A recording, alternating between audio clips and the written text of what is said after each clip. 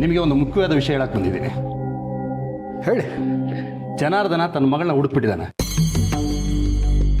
ಏನಂದ್ರೆ ಜನಾರ್ದನ ತನ್ನ ಮಗಳನ್ನು ಹುಡುಕಿದಾನ? ಅರೆ, ಇಷ್ಟು ದಿವಸ ಅವಳು ಎಲ್ಲಿದ್ಲಂತೆ, ಎಲ್ಲಿಂದ ಬಂದ್ಲಂತೆ? ಅದೇ ನನಗೂ ಗೊತ್ತಾಗ್ತಾ ಇಲ್ಲ. ಆಸ್ತಿ ವಿಷಯ ಬಂದ ತಕ್ಷಣ ಇಲ್ಲದೇ ಇರೋ ಮಗಳು ಪ್ರತ್ಯಕ್ಷ ಆಗ್ಬಿಟ್ಟಿದ್ದಾಳೆ. ಇಲ್ರಿ, ಅವನ ಜನಾರ್ದನೇ ದುಡ್ಡು ಕೊಟ್ಟು ಯಾರನ್ನೋ ಕರೆಸಿರ್ಬೇಕು. ಆ ಹುಡುಗಿ ನೋಡಿದ್ರೆ ದುಡ್ಡಿಗೆ ಆಸೆ ಪಟ್ಟು ಬಂದಂಥ ಹುಡುಗಿ ಥರ ಕಾಣಿಸ್ತಾ ಇಲ್ಲ. ಇನ್ನೊಂದು ಆಶ್ಚರ್ಯದ ವಿಷಯ ಇದೆ. ಜನಾರ್ದನ ತನ್ನ ಮಗಳು ಅಂತ ಹೇಳ್ತಾ ಇರೋ ಆ ಹುಡುಗಿ ಇವಾಗಿರೋದು ಮಾಧವ್ ಅವ್ರ ಮನೇಲಿ.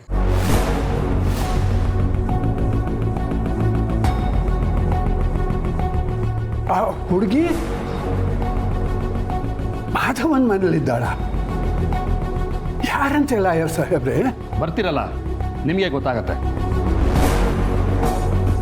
ನೀವು ಬಂದು ನೋಡಿ ಒಪ್ಪಿಗೆ ಕೊಟ್ಟರೆ ನಾನು ಮುಂದಿನ ಕೆಲಸ ಮಾಡ್ಬೋದು. ಪ್ರತಿಯೊಂದನ್ನು ನೀವೇ ವಿಚಾರಿಸಿ ಈ ವಿಷಯ ಸುಳ್ಳೋ ನಿಜಾನ ಅಂತ ನೀವೇ ಹೇಳಬೇಕು. ನಿಮ್ಮ ಸ್ನೇಹಿತರು ವಿಲ್ಲಲ್ಲಿ ಬರೆದಿರೋದು ಅದನ್ನೇ. ಆ ವಿಲ್ ಪ್ರಕಾರ ನಿಮ್ಮ ಒಪ್ಪಿಗೆ ಇದ್ದರೆ ಮಾತ್ರ ಈ ಎಲ್ಲ ಆಸ್ತಿನೂ ಆ ಹುಡುಗಿ ಹೆಸರಿಗೆ ಮಾಡಿಕೊಡ್ಬೋದು.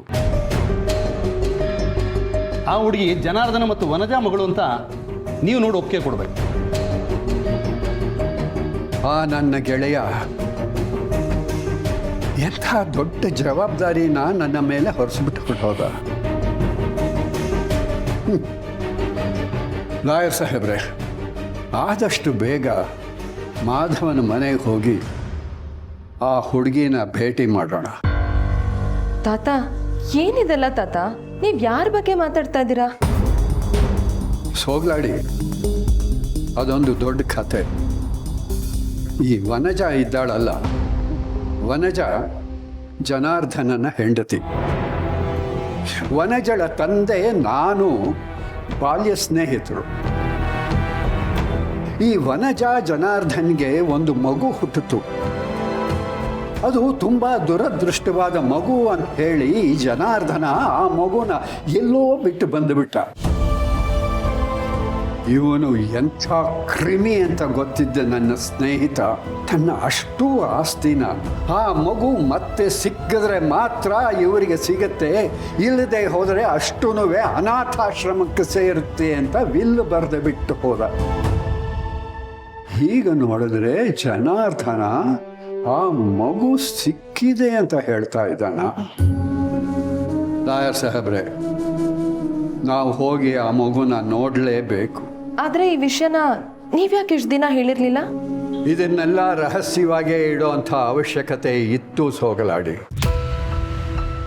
ಆ ಜನಾರ್ದನ ಎಂಥ ಕಳ್ಳ ಅಂತ ನಿನಗೆ ಗೊತ್ತಿಲ್ಲ, ಆದರೆ ನನಗೆ ಗೊತ್ತಿದೆ.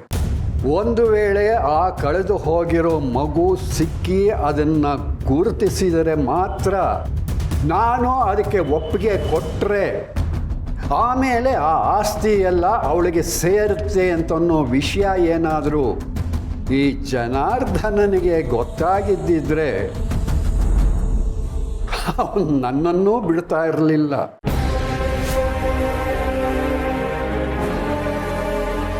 ಲಾಯರ್ ಸಾಹೇಬ್ರ, ಆದಷ್ಟು ಬೇಗ ಮಾಧವನ್ ಮನೆಗೆ ಹೋಗೋಣ, ಆ ಹುಡುಗಿನ ನೋಡೋಣ. ಜನಾರ್ದನನ್ನು ಅಲ್ಲಿಗೆ ಬರೋದಕ್ಕೆ ಹೇಳಿ ಅವನನ್ನು ಅಲ್ಲೇ ವಿಚಾರಿಸ್ಕೋತೀವಿ.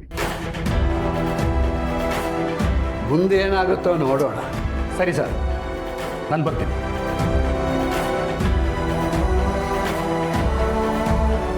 ಅಲ್ಲ ತಾತ, ಈ ವಿಷಯನೆಲ್ಲ ನೀವು ಜನಾರ್ದನ್ ಅವ್ರ ಮನೆಯಲ್ಲೇ ಮಾತಾಡ್ಬೋದಲ್ವಾ? ಮಾಧವ್ ಮಾವ ಅವ್ರ ಮನೆಯಲ್ಲಿ ಯಾಕೆ ಮಾತಾಡಬೇಕು? ಈಗ ಅವನು ತನ್ನ ಮಗಳನ್ನ ಆ ಮನೆ ಕೊಟ್ಟಿರೋ ತಾನೆ.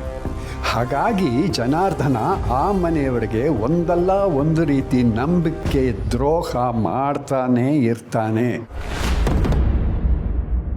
ಅಂದರೆ ಇದು ನಿಜಾನ ಸುಳ್ಳ ಅನ್ನೋ ವಿಷಯ ಕೂಡ ಅಲ್ಲೇ ಇತ್ಯರ್ಥ ಆಗಬೇಕಲ್ವಾ? ಅದಕ್ಕೆ ಅಲ್ಲಿಗೆ ಹೋಗ್ತಾ ಇದ್ದೀನಿ.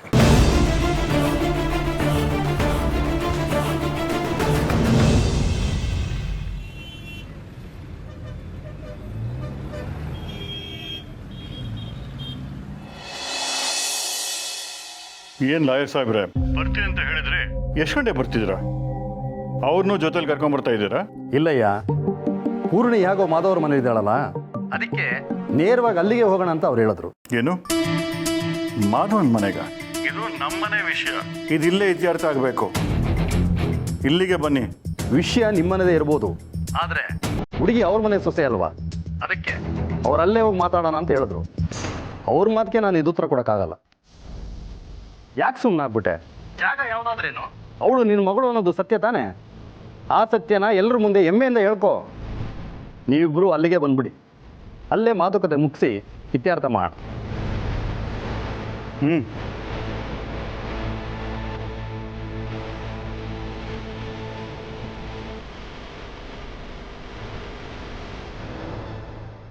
ರೀ, ಏನಾಯ್ತು?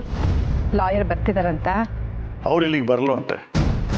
ಮಾಧವನ್ ಮನೆಗೆ ಹೋಗ್ತೀನಿ, ಅಲ್ಲಿ ಬನ್ನಿ, ಅಲ್ಲೇ ಮಾತುಕತೆ ಆಡೋಣ ಅಂತ ಹೇಳಿದ್ರು. ಅಲ್ಲ, ಇದೆಲ್ಲ ಜಾಸ್ತಿ ಆಯಿತು. ನಮ್ಮ ಆಸ್ತಿ ನಮಗೆ ಕೊಡೋಕ್ಕೆ ಇಷ್ಟೆಲ್ಲ ಆಟಾಡ್ಸೋದ? ಮುಂಚಿಂದ ನೀವು ಸರಿಯಾಗಿದ್ದಿದ್ರೆ, ಅಪ್ಪನ ನಂಬಿಕೆನ ಉಳಿಸ್ಕೊಂಡಿದ್ದಿದ್ರೆ ಈಗ ಆಸ್ತಿನ ಪಡೆಯೋದು ದೊಡ್ಡ ವಿಷಯ ಆಗ್ತಿರ್ಲಿಲ್ಲ. ಈಗಲೂ ತಪ್ಪೇನಿಲ್ಲ, ಮಾಧವ್ ಅವ್ರ ಮನೆಗೆ ಹೋಗಿ ಮಾತಾಡೋಣ. ಹೇಗಿದ್ರು ಅವಳು ಅವ್ರ ಮನೆ ಸೊಸೆನೆ, ಅಲ್ಲಿಗೆ ಹೋಗೋಣ. ಇಲ್ಲಿ ನಾವು ಇಷ್ಟೇ ಜನ ಇರ್ತೀವಿ, ಹೇಗಾರು ಮಾತಾಡಿ ಡೀಲಿಂಗ್ ಮುಗಿಸ್ಬಿಡೋಣ ಅಂದ್ಕೊಂಡೆ. ಆದರೆ ಅಲ್ಲಿ ಅವ್ರಿಗೆಲ್ಲರ ಮುಂದೆ ಮಾತಾಡಬೇಕು. ಒಬ್ಬೊಬ್ಬರು ಒಂದೊಂದು ಥರ ಪ್ರಶ್ನೆ ಮಾಡ್ತಾರೆ. ಛೇ, ಈಗೇನು ಮಾಡಲಿ?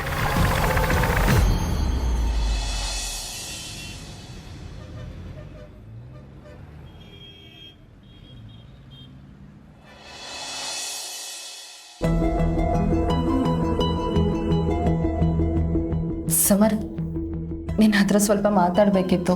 ರಾತ್ರಿನೇ ಮಾತಾಡೋಣ ಅಂದ್ಕೊಂಡೆ, ಆದರೆ ನೀನು ಬಂದಿದ್ದು ಲೇಟ್ ಆಗೋಯ್ತು. ಈಗಲೂ ಲೇಟ್ ಆಗಿದೆ, ಆದರೂ ಪರವಾಗಿಲ್ಲ.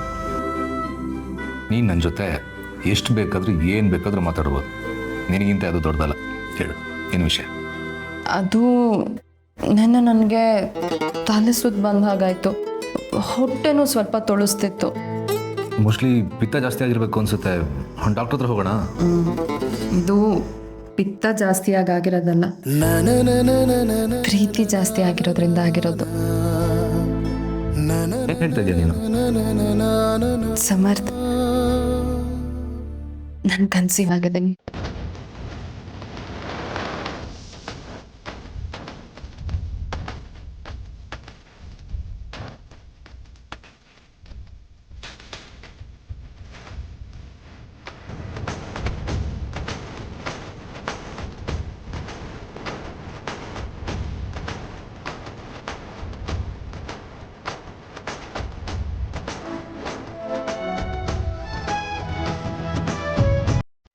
ಸಮರ್ಥ, ನನ್ನ ತಲೆ ಸುತ್ತಿದೆ, ಬಿಡು. ಸಾರಿ. ನೀನಿನ ಮೇಲೆ ಹುಷಾರಾಗಿರ್ಬೇಕು. ಜಾಸ್ತಿ ಕೆಲಸನೂ ಮಾಡೋಂಗಿಲ್ಲ, ಜಾಸ್ತಿ ಓಡಾಡೋಂಗಿಲ್ಲ. ಓಕೆ? ಸಮರ್ಥ, ನಾನು ಹಾಗೆಲ್ಲ ಮಾಡಿದ್ರೆ ಮನೆ ಹೇಗೆ ನೋಡ್ಕೊಳ್ಳೋದು? ಸಿರಿ, ಮನೆಗೆ ಮಗು ಬರ್ತಾ ಇದೆ, ಈ ಥರ ಎಲ್ಲ ಯೋಚನೆ ಮಾಡ್ತಾರಾ?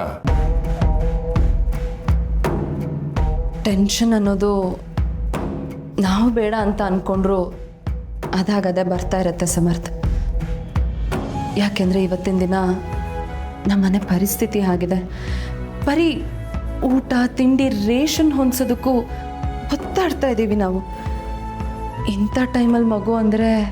ಸಿರಿ, ಏನು ಮಾತಾಡ್ತಿದ್ಯಾ ನೀನು? ಮನೇಲಿ ಬರ್ತಾನೆ ಇದೆ ಅಂತ ಮಗು ಬೇಡ ಅನ್ನೋಕ್ಕಾಗತ್ತಾ? ಮಗು ಬೇಕು ಅನ್ನೋದು ಅಷ್ಟು ಸುಲಭ ಅಲ್ಲ ಸಮರ್ಥ. ನಮ್ಮ ಜೀವನದಲ್ಲಿ ಮಗು ಆದರೆ ಎಷ್ಟೋ ವರ್ಷಗಳನ್ನ ತ್ಯಾಗ ಮಾಡಬೇಕಾಗತ್ತೆ. ನಮ್ಮ ಲೈಫ್ ಸ್ಟೈಲ್ ಬದಲಾಗತ್ತೆ, ತುಟ್ಟು ಕಾಸಿನ ಲೆಕ್ಕಾಚಾರ ಬದಲಾಗತ್ತೆ. ಪರವಾಗಿಲ್ಲ, ಇಡೀ ಪ್ರಪಂಚನೇ ಬದಲಾದ್ರೂ ನನಗೆ ಚಿಂತೆ ಇಲ್ಲ. ನಮ್ಮ ಮನೆಗೊಂದು ಪುಟ್ಟು ಕಂದಮ್ಮ ಬಂದರೆ ನಮ್ಮ ಬದುಕೆ ಬದಲಾಗುತ್ತೆ. ಸಿರಿ, ನೀನು ಸುಮ್ಮನೆ ಏನನ್ನ ಯೋಚನೆ ಮಾಡಬೇಡ. ನೋಡು, ಈ ವಿಷಯನೆಲ್ಲ ತಲೆಯಿಂದ ತೆಗೆದಾಕಿ ನಾವಿಬ್ರು ಅಪ್ಪ ಅಮ್ಮ ಆಗ್ತಿದ್ದೀವಿ ಅನ್ನೋ ವಿಷಯ ಮಾತ್ರ ನೀನು ಯೋಚನೆ ಮಾಡಬೇಕು. ನೆನ್ಸ್ಕೊಂಡ್ರೇ ಕುಣ್ಣಾಡಬೇಕು ಅಂತ ಅನಿಸ್ತಾ ಇದೆ. ಫಸ್ಟ್ ಈ ವಿಷಯನ ಮನೆಯವ್ರಿಗೆಲ್ಲ ಹೇಳಬೇಕು. ತಾತ, ಸಂಧ್ಯಾ,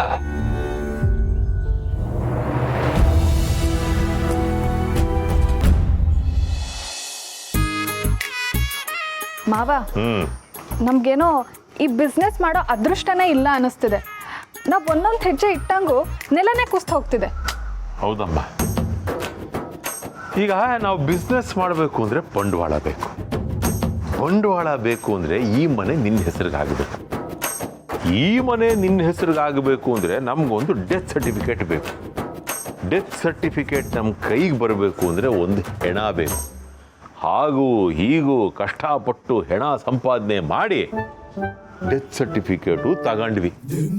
ಅದನ್ನ ರಿಜಿಸ್ಟರ್ ಮಾಡೋಕ್ಕೆ ಅಂತ ಹೋದರೆ ಅಲ್ಲಿ ಮತ್ತೆ ಇನ್ನೊಂದು ಎಡವಟ್ಟು. ಅಯ್ಯೋ, ಇದೆಲ್ಲ ಪೂರೈಸೋಷ್ಟೊತ್ತಿಗೆ ಇದೆಲ್ಲ ನಾವು ಯಾಕೆ ಮಾಡಿದ್ವಿ ಅನ್ನೋದೇ ಮರ್ತೋಗುತ್ತೆ ಸೊಸೆ ಮುದ್ದು.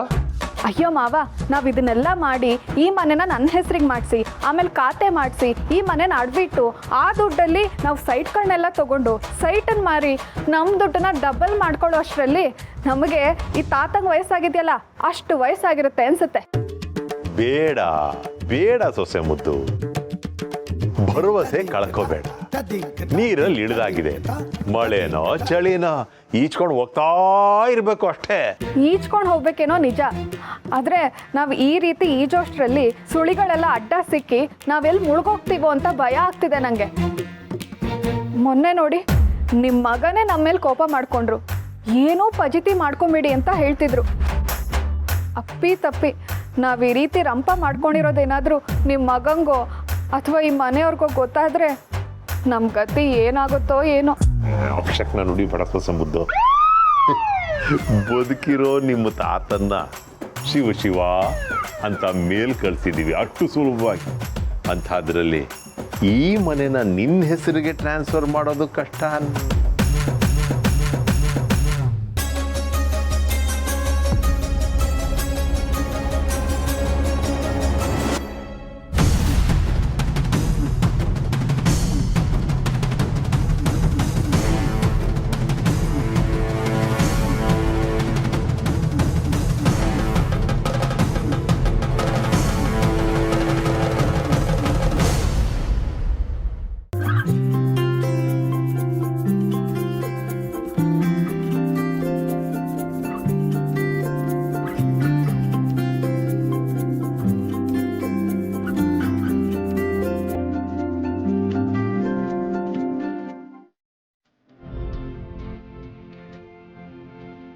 ಬನ್ನಿ ಬನ್ನಿ ಕೂತ್ಕೊಳ್ಳಿ, ನಿಮಗೋಸ್ಕರನೇ ಕಾಯ್ತಾ ಇದ್ವಿ.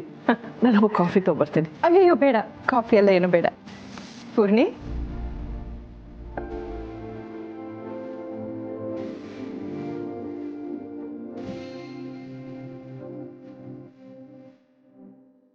ಅಂದಹಾಗೆ ಅದ್ಯಾರೋ ಲಾಯರ್ ಬರ್ತಾರೆ, ಇನ್ಯಾರೋ ಹಿರಿಯರು ಬರ್ತಾರೆ, ಅದೇನೋ ಅಜ್ಜಿ ಒಡವೆ ವಿಷಯದ ಬಗ್ಗೆ ಮಾತಾಡಬೇಕು ಅಂತ ಪೂರ್ಣಿ ಹೇಳಿದ್ಲು. ಏನದಲ್ಲ? ಅದೆಲ್ಲ ದೊಡ್ಡ ವಿಷಯ ಅಲ್ಲ ವಿನಾಶ್. ನಮ್ಮ ಮತ್ತೆ ಒಡವೆ ಇತ್ತಲ್ಲ, ಅದನ್ನು ಪೂರ್ಣಿಗೆ ಅಂತ ತೆಗೆದಿಟ್ಟಿದ್ದಾರೆ.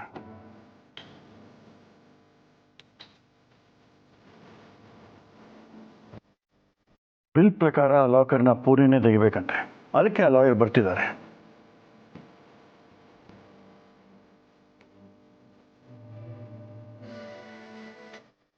ಬರಯ್ಯ, ಅಲ್ಲ ಯಾರನ್ನೋ ಕರ್ಕೊಂಬರ್ತೀನಿ ಅಂತ ಇರೋ ದೊಡ್ಡ ಮನುಷ್ಯನ, ಎಲ್ಲಿ ಅವರು? ಬಂದಿದ್ದಾರೆ ಸರ್, ಒಳಗಡೆ ಬನ್ನಿ.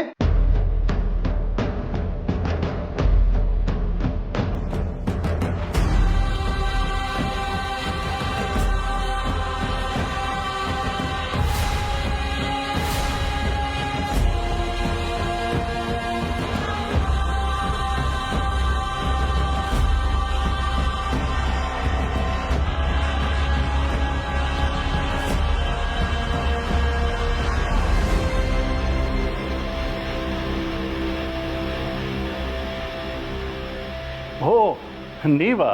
ಹೂನಪ್ಪ, ನಾನೇ ನಿಮ್ಮ ಮಾವನ ಬಾಲ್ಯದ ಗೆಳೆಯ.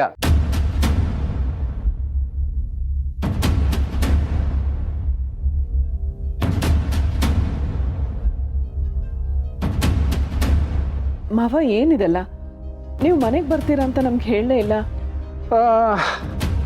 ತುಳಸಿ, ಮುಂಚೆನೆ ಹೇಳಿಬಿಟ್ಟಿದ್ದಿದ್ರೆ ಓಡೋವ್ರ ತಲೆ ಓಡ್ತಾನೇ ಇರುತ್ತೆ.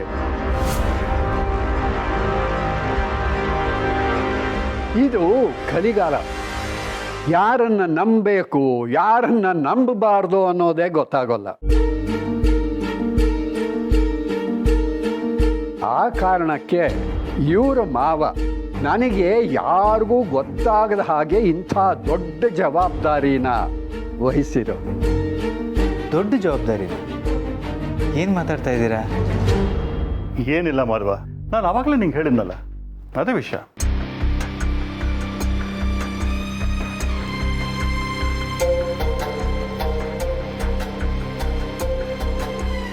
ಅಂದಾಗೆ ಪೂರ್ಣಿನೇ ಇವ್ರ ಮಗಳು ಅನ್ನೋದಕ್ಕೆ ಲಾಯರು ಸಾಕ್ಷಿ ಎಲ್ಲ ಕೇಳಿದ್ರಂತೆ. ಏನಿದೆಲ್ಲ? ಮಾಧವ, ಇದು ಬರೀ ಸಂಬಂಧದ ವಿಷಯ ಮಾತ್ರ ಅಲ್ಲ, ಜವಾಬ್ದಾರಿ ವಿಷಯ ಕೂಡ. ಜರಾಸಂಧ, ನೀನಿಲ್ಲಿ ಯಾರನ್ನೋ ಮಗಳು ಅಂತ ಹೇಳ್ಕೊಂಡಿ ಅಂತಲ್ಲ. ಯಾರು ನಿನ್ನ ಮಗಳು? ಪೂರ್ಣಿ, ಅವಳೇ ನನ್ನ ಮಗಳು. ಅವಳು ನನ್ನ ಮಗಳು ಅಂತ ಗೊತ್ತಾದ ತಕ್ಷಣ ತುಂಬ ಸಂತೋಷಪಟ್ಟೆ. ನಿನ್ನ ಸಂತೋಷ ನನಗೆ ಅರ್ಥ ಆಗ್ತಾ ಇದೆ. ಆದರೆ ಜರಾಸಂಧ, ಈ ಗಿರ್ಗಿಟ್ಲೆ ನಮ್ಮ ತುಳಸಿಗೆ ಸೊಸೆ.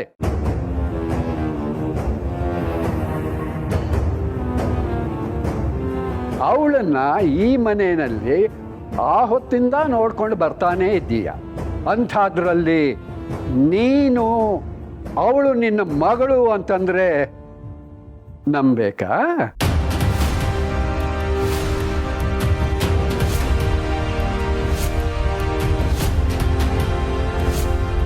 ಈ ಹುಡುಗಿಗೆ ಹಿಂದೆ ಮುಂದೆ ಯಾರೂ ಇಲ್ಲ ಅಂತ ತಿಳ್ಕೊಂಡು ಅವಳು ನಿನ್ನ ಮಗಳು ಅಂತ ನಮ್ಮನ್ನೆಲ್ಲ ಯಾಮಾರಿಸ್ತಿದೀಯಾ?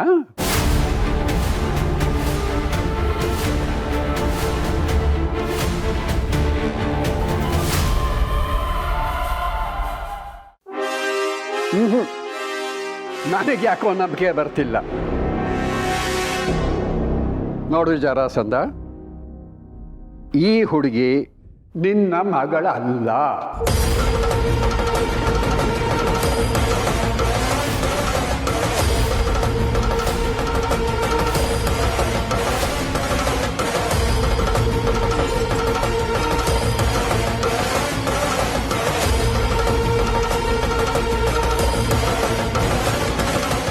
Case close. ಲಾಯರ್ ಸಾಹೇಬ್ರೆ, ಹೊರಡೋಣ. ಒಂದು ನಿಮಿಷ, ನೀವೇ ಕಡ್ಡಿ ಮುರಿದಾಗ ಹೇಳ್ಬಿಡ್ತೀರಾ? ಅವಳು ನನ್ನ ಮಗಳಲ್ಲ ಅಂತ ನೀವೇ ಹೇಳ್ತೀರಾ? ಹೌದಾ? ಇವಳೇ ನಿನ್ನ ಮಗಳು ಅಂತ ನೀನು ಹೇಗೆ ಹೇಳ್ತೀಯಪ್ಪ? ಆಶ್ರಮಕ್ಕೆ ಹೋಗಿ ಬಿಟ್ಟು ಬಂದೊಂದು ನಾನು. ಅಲ್ಲಿ ಹೋಗಿ ಕೇಳಿದಾಗ ಪೂರ್ಣಿನೇ ನನ್ನ ಮಗಳು ಅಂತ ಹೇಳಿದ್ರು. ಈ ಕಾಗಕ್ಕ ಗುಬ್ಬಕ್ಕನ ಕಥೆಯನ್ನ ನನ್ನ ಮುಂದೆ ಹೇಳ್ತಾ ಇದ್ದೀಯ? ಅಲ್ಲ ಜರಾಸಂಧ, ಅಷ್ಟು ವರ್ಷಗಳ ಹಿಂದೆ ಬಿಟ್ಟು ಬಂದ ಮಗಳು ಅಷ್ಟು ಸುಲಭವಾಗಿ ಸಿಕ್ಕಿಬಿಟ್ಲು ಅಂತ ನೀ ಹೇಳಿದ್ರೆ ನಾನು ಅದನ್ನು ನಂಬ್ತೀನ?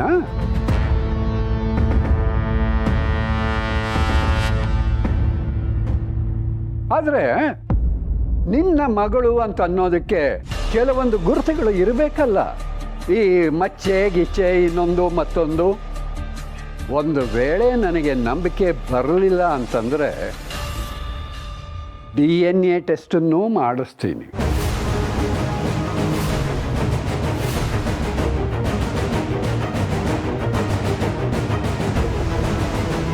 DNA test? ಯಾಕೆ ಈ ವಿಷಯನ ಇಷ್ಟು ದೊಡ್ಡದು ಮಾಡ್ತಾ ಇದ್ದೀರಾ? ಅದೇ ನಾನು ಕೇಳ್ತಿರೋದು. ನೀವು ಯಾರನ್ನು ಬೇಕಾ ಕೇಳಿ, ಎಲ್ಲಿ ಬೇಕಾದ್ರೂ ವಿಚಾರಿಸಿ, ಅವಳೇ ನನ್ನ ಮಗಳು.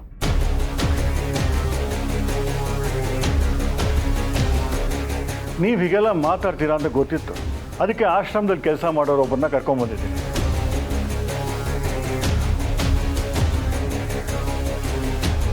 ಕನಕ ಅವರೇ, ಸ್ವಲ್ಪ ಬರ್ತೀರಾ?